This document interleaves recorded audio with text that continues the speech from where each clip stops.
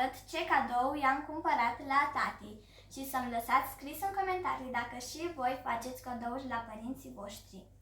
I-am cumpărat 3 perechi de papuci. Una de mers în drumeție, fiindcă el face foarte multe drumeții, una de mers la oraș și una de sport. Haideți să vă arăt prima pereche.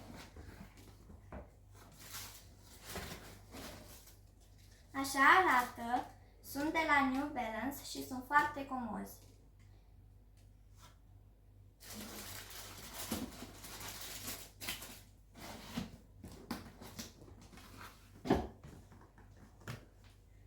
O pereche de mers la oraș.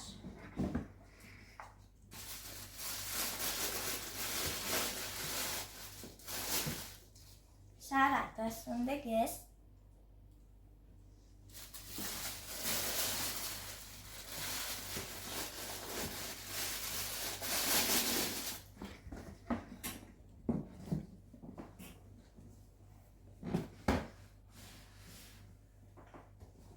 Și perechea aceasta care sunt sport.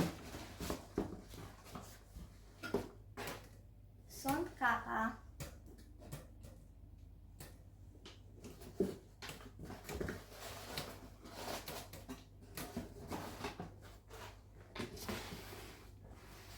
Și am mai cumpărat o pereche de pantaloni și un tricou.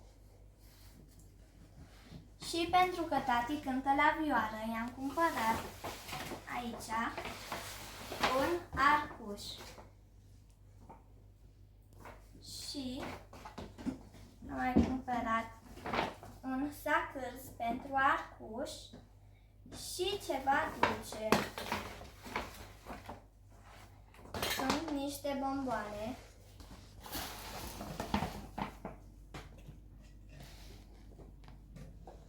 Și așa arată.